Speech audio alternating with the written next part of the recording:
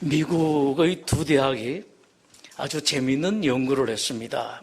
소의 기질, 그리고 소고기의 맛 간의 상관관계에 대해서 공동 연구를 했습니다. 먼저 소의 성질을 측정했습니다. 예를 들면 축사를 빠져나가는 속도, 어떤 소는 빨리 빠져나가고 어떤 소는 좀 느긋하게 빠져나가고, 또 사람이 접근할 때 달려드는지 달려들지 않는지, 축사의 담을 머리로 받는지 등 조사를 했습니다. 그리고 그 소를 도축한 뒤 각각 그 성질에 따라 그 소의 고기의 질긴 정도를 재었습니다. 58마리의 송아지를 대상으로 해서 한 번은 저절된 지 21일째의 소, 그리고 한 번은 젖된 지 90일째의 소를 측정했습니다. 연구 결과가 나왔습니다. 소의 성질이 급하고 성질이 좋지 않을수록 고기가 질겼답니다. 성질이 온순할수록 육질이 좋았습니다. 이 연구로 소의 성질만 가지고도 소의 매매 가격을 결정할 수 있게 되었습니다. 성질이 좋은 소는 높은 값에 팔렸고 성질이 나쁜 소는 낮은 가격에 팔렸습니다. 자, 그러면서 한번 생각을 했습니다. 우스갯삼아 생각해, 사람도 그럴까?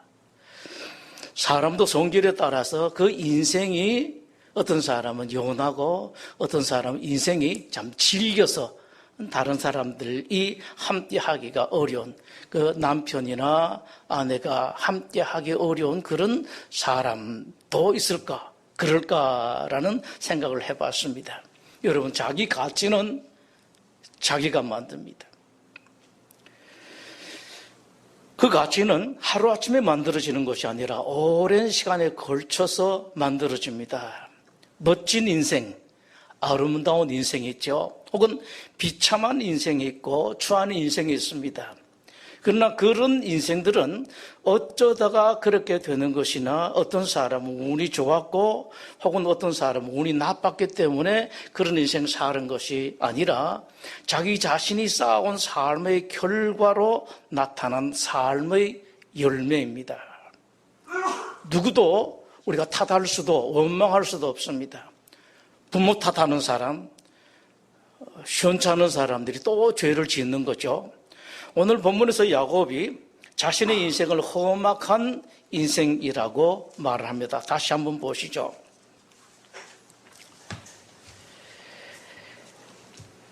내 나그네의 길의 세월이 130년이니이다. 내 나이가 얼마 못 되니 우리 조상의 나그네 길의 연조에 미치지 못하나 험악한 세월을 보냈습니다.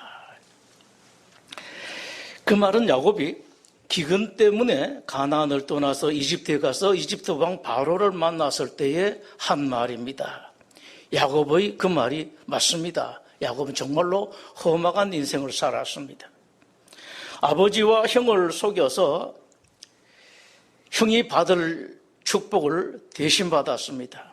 그러나 그것 때문에 형의 미움을 받아서 머나먼 타향으로 나가서 20년 동안에 쫓겨다니는 신세가 되었습니다.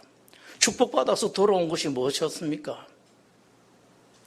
별별 재주를 다 부려서 외삼촌의 재산 상당 부분을 자기의 것으로 만들었습니다. 그러나 그 일로 말미암아 외삼촌 가족들의 미움을 받아서 또다시 도망하는 신세가 되고 말았습니다. 그리고 그렇게 재산을 많이 모았습니다. 나중에 가나안의 흉년이 들었죠. 흉년이 들었는데 곡식이 없는데, 먹을 것이 없는데 돈이 무슨 소용이 있습니까? 20년 전에 원한을지 못한 형 에서가 군사 400명을 데리고 출동한다는 소식에 밤잠 한숨도 못 자는 그런 일들도 있었습니다.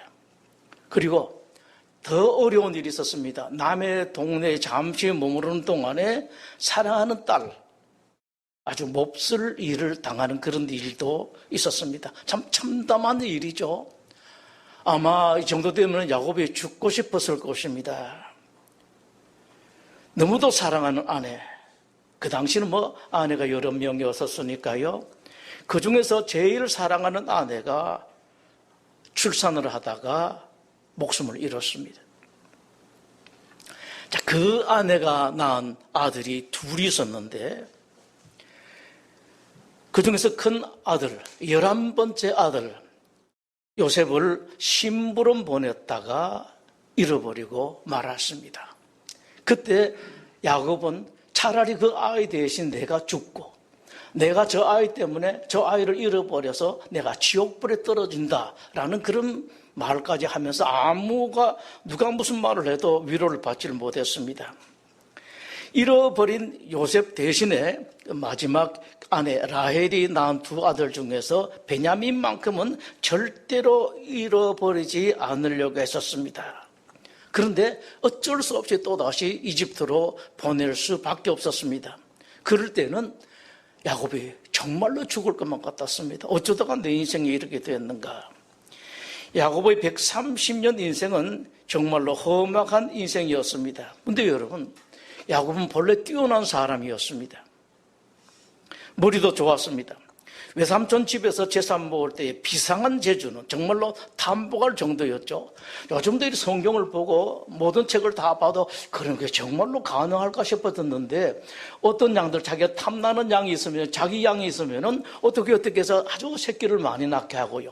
자기 양이 아닌 것은 또 새끼가 덜 낳게 돼요. 아주 비상한 재주가 있었습니다. 집념도 강했습니다.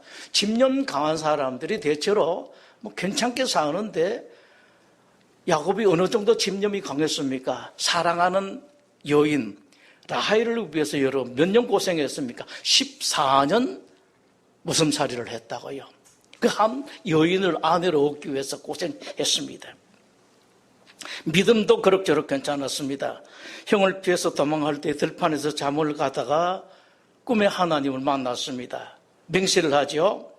하나님께서 나를 지켜주시면 평생 내가 하나님을 나의 주님으로, 나의 로드로 모시겠습니다. 그리고 이곳에 하나님의 집을 세우겠습니다. 어쩌면 하면 교회를 세우겠습니다 라고 하는 거죠. 그리고 11조를 바치겠습니다 라고 맹세를 했습니다. 이런 야곱이 왜 그렇게 험악한 인생을 살았습니까? 다시 봅니다. 머리도 좋았고 집념도 강하고 믿음도 그럭저럭 괜찮았다가 아니라 괜찮은 것 같은 인생. 사실 어떤 사람 믿음이 괜찮은지 안 괜찮은지 우리는 몰라요. 아내분들이 많이 그러죠. 내 남편 믿음이 참 시원찮아서 걱정입니다. 그런데 저는 그 말을 믿지를 않습니다. 누구 믿음이 더 좋은지 몰라요.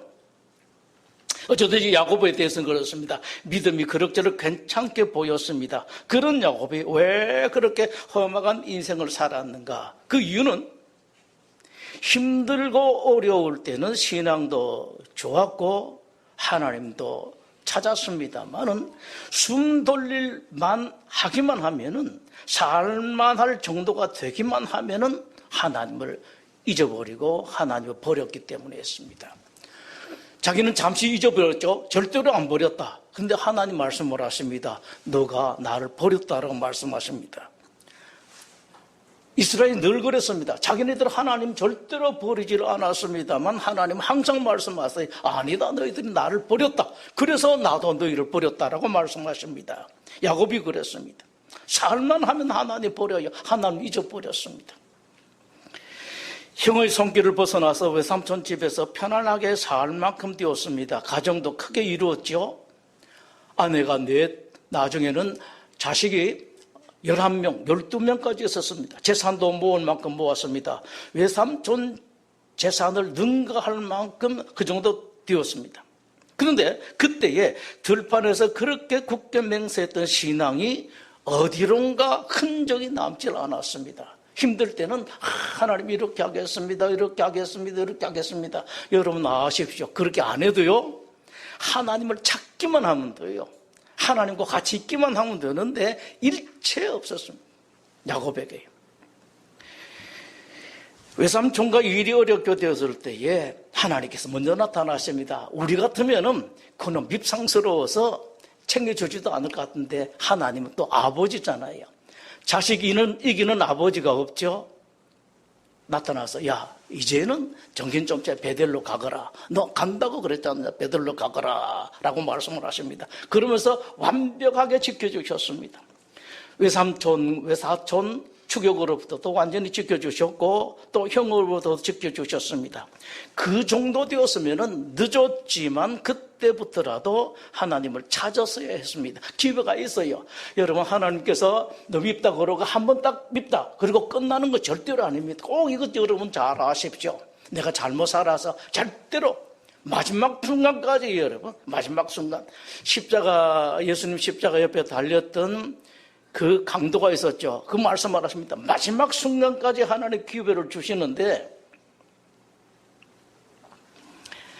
기회 주실 때 찾기만 했었으면 됐습니다.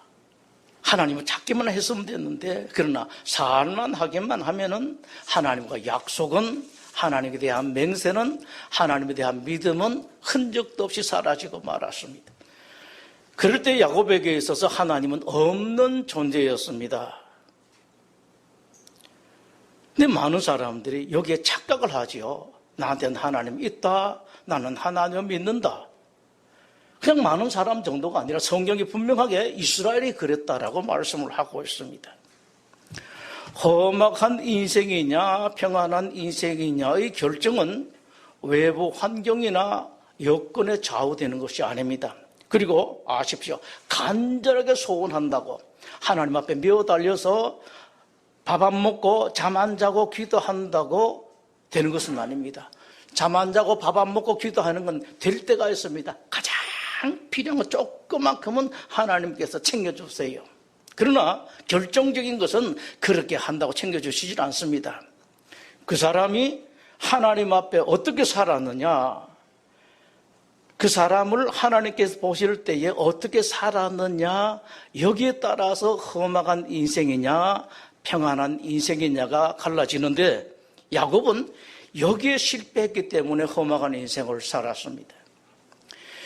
형의 배고픔을 이용해서 장자의 명분을 빼앗았는데 그 이유가 무엇이었습니까, 여러분? 아버지와 형을 속여서까지 축복을 받은 이유가 무엇입니까? 하나님이 인생의 주인인 것을 인정하지 않고 자기가 자기의 복을 만들려고 했기 때문에 그런 결과가 나타났습니다. 하나님을 인정을 해야 되는데. 외삼촌의 재산 문제도 마찬가지입니다. 재산, 돈 벌기 위해서 열심히 노력해야지. 여러분들도 그렇게 하십시오. 벌은 돈 쓸 때는 써야 되겠지만은 다른 때는 아끼십시오. 저축도 하십시오. 아주 중요한 문제입니다, 여러분. 하나님이 세상의 주인이라고 그래가지고 우리 아무렇게나 하고 하나님 관리하십시오. 그런 것도 없습니다. 하나님이 주셔야지 재산이 있습니다. 그런데 그게 아니라 내 재주로 내 능력으로 남 속이고 남에게 피해를 입혀가면서까지 얻은 재산 하나님께서 인정하실 것 같습니까? 우리가 겉으로 보면은 잠시는 하나님께 내버려 두는 것 같은데 그렇지가 않습니다. 하나님께서 날카롭게 보고 계십니다. 잠시 기회만 주실 뿐이지 그냥 내버려 두시는 것이 아닙니다, 여러분. 결단코 하나님께 인정을 안 하세요. 너 그렇게 해서 재산을 모아, 그렇게 돈 안 쓰고 못된 데 줄 것 돈 안 주고 재산을 모아, 그게 너 재산이 되나? 하나님께서 보고 계신다고요. 그것 때문에 또다시 쫓기는 신세가 되고 말았습니다. 베냐민을 이집트로 보내지 않겠다고 고집 부리는 문제도 그렇습니다. 이것만큼은 내가 어떤 일이 있어도 내가 지키겠다라는 생각. 여러분 가끔씩 인생 살다가 이럴 때가 있죠. 이것만큼은 내가 지키겠다. 절대로 이것만큼은 내가 양보 안 하고 이것만큼은 놓치지 않겠다. 신앙인이라면 여러분 그런 생각 안 하셔야 돼요. 참 우리로 봐서는 절박하고 이것만큼은 필수적이다. 근데 여러분 지금 내 생각에는 그것이 필수적이고 꼭 있어야 되고 이건 아주 마땅한 것처럼 생각하지만 어느 날 하나님 보실 때 안 그럴 가능성이 상당히 많습니다. 이 착각하지 말아야 돼요. 노력은 하는데 그러나 하나님께서 하신다. 이걸 믿어야 된다고요. 신앙이라면 그런 가는 거 아닙니다. 야곱이 베냐민만은 끝까지 지키겠다고 고집한 그것이 가져온 결과는 어린아이들을 비롯해서 온 집안 식구들이 쫄쫄 굶었습니다. 결국은 베냐민을 보낼 수밖에 없습니다. 그러니까 결국 보낼 것이면서도 온갖 고생을 다 했습니다. 뛰어난 머리, 똑똑하고 재주 좋고 강한 집념, 어느 것 하나 모자람이 없었던 야곱이, 그러나 자기가 자기 인생의 주인으로 살다가 130년 험악한 인생을 살았습니다. 그래서 여러분, 성경에서 말씀하시는 바는 미련하게 살아라, 때로는 바보처럼 살아라 말씀하시는 겁니다. 글자 그대로 말씀 안 했습니다만은 저 캐톨릭의 김수환 추기경님이 아주 바른 말했죠. 바보 했는데 여러분, 얼마나 깊은 말씀인지 아십니까 여러분?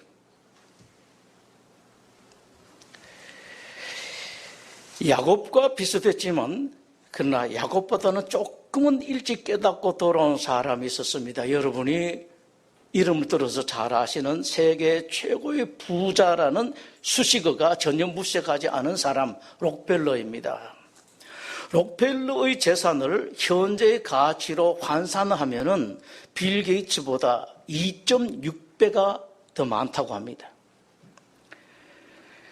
록펠러가 죽기 직전의 재산은 미국 전체 부의 1.53%에 달했다고 합니다. 회사 내에 11조를 계산하는 전담 직원만 수십 명에 달했다는 말이 있을 정도입니다. 독실한 기독교인 사업가로 출발했습니다. 그러나 돈을 벌면서 도에 빠집니다. 그러다가 록펠러는 미국인이 가장 증오하는 기업인이 됩니다. 록펠러에게 붙은 수식어 한번 들어보시죠.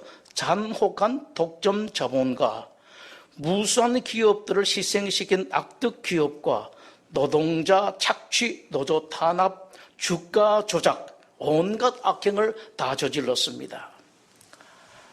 그 천믿음대로 살았으면 얼마나 좋았겠습니까? 하나님께 그렇게 주셨을 때 감사하면서 더 벌든지 내가 덜 벌든지 제 재산을 지킬 수 있든지 지킬 수 없든지 이것은 내가 하는 것이 아니라 하나님께서 하신다라는 생각을 가지고 살았으면 얼마나 좋겠습니까? 많은 돈을 벌다 보면 거기에 빠졌습니다. 꼭 여러분들 부탁드리는데 뭐에게 빠지지 마십시오.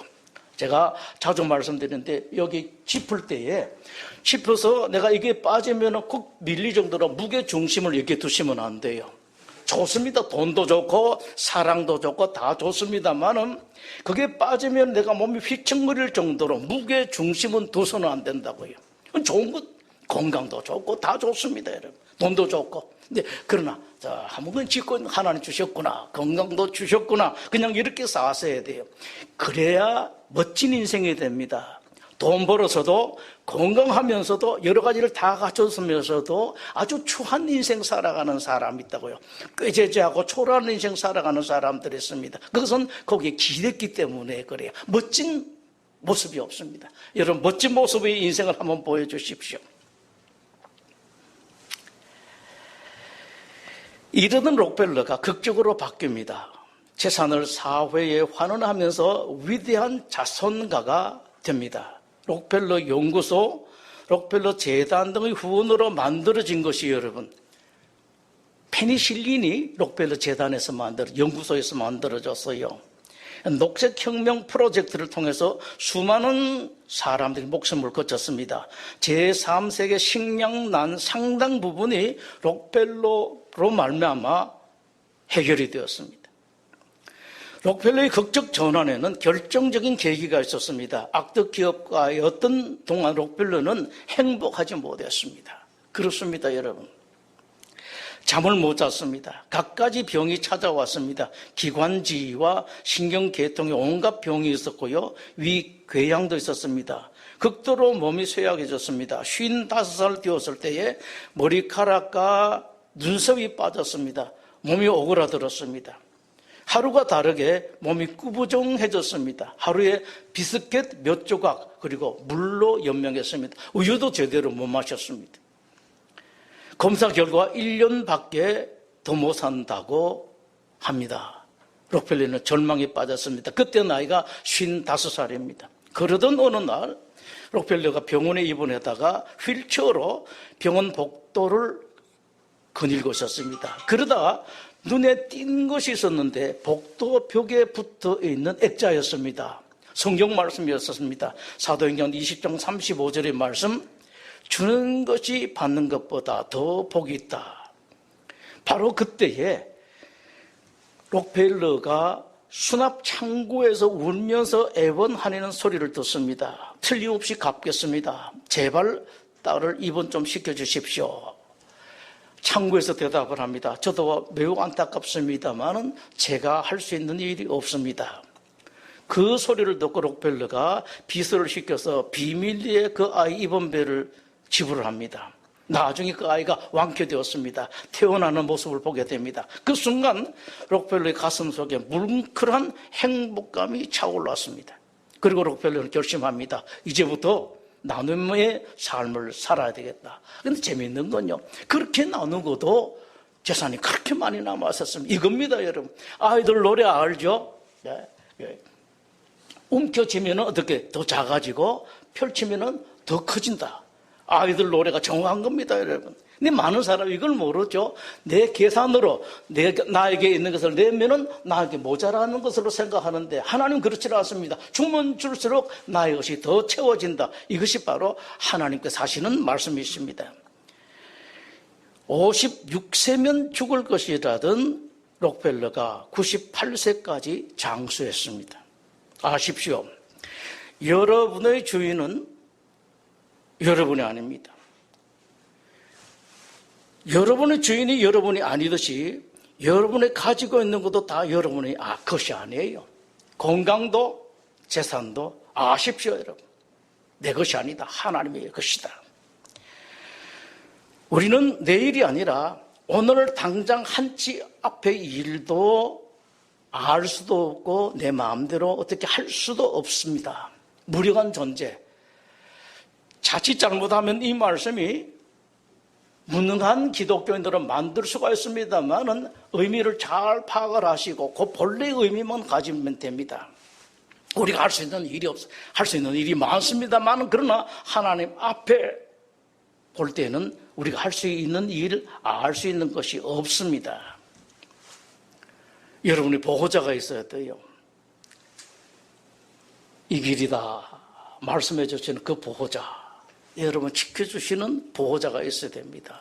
그렇지 않으면 여러분 감당하지를 못합니다. 그리고 하나 더, 이렇게 여러분들이 보호자의 인도, 세상의 모든 것의 주인이신 하나님께 맡기고 여러분 살아갈 때에 그동안에도 어떤 일이 있기 전에도 여러분들이 마음에 평안함이 있고 자신만한 자신감이 생겨나요.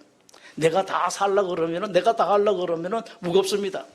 요만한 것도 내가 쥐고 있으면요, 처음에는 안 무거운데 오래 쥐고 있으면 되게 무거워져요. 군대 갔다 오신 분들은 알 거예요. 구보하다 보면은 10km 완전 군장 해보면은 처음에는 잘 뛰죠. 신병들도 잘 뜁니다. 하다가는 이제 신병들이 잘 못 뛰어요.